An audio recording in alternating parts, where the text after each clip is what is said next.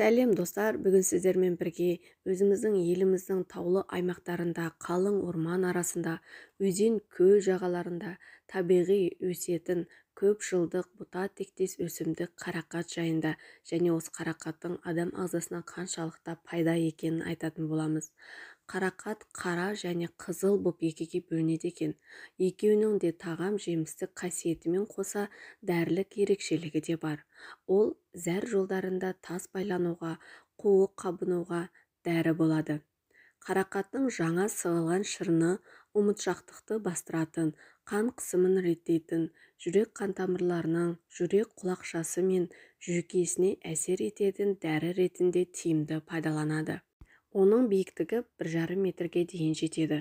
Бір түптен бірнеше сабақ шығарып, жапырақтары жазылған алақан тәрізді. Жиектері шағын, ара тісті болып келеді. Қарақаттан дәрі жасау үшін жемісін, жапырағын, жас бұтақтарын пайдаланады.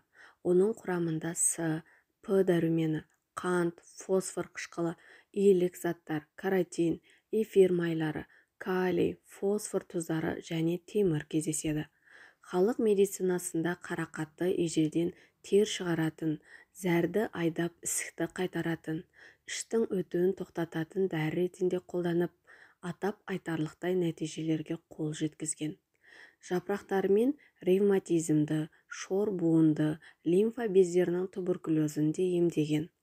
Қарақаттың жаңа сығылған шырынымен адам ағзасындағы зат алмасуды реттеу үшін күн сайын бір стаканнан 2-3-ке бөліп ішіп отырса пайдалы екенін уақыттың өзі көрсетті. Қызылқат және қарақаттан жасалынған қоймалжың тұнбамен асқазан ішек жолдарының ауруларын, асқазан сөлінің кеміп кетуін күн сайын 200-300 грамм таза шырынымен емдейді.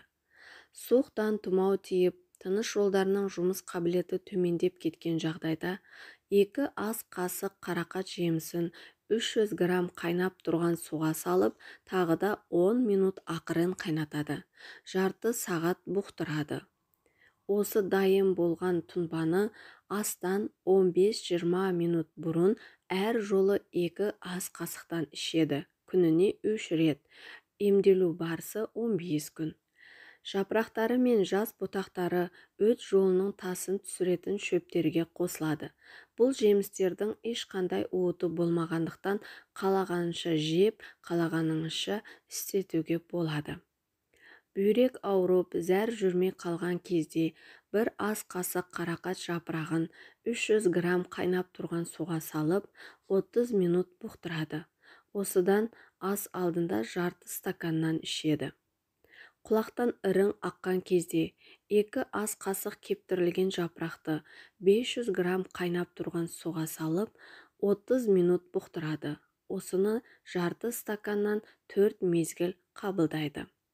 Сусамырға 1 ас қасық кептірілген жапырақты 1 стакан қайнап тұрған суға салып, 5 минут ақырын қайнатып, 2 сағат жабық ыдыста бұқтырады.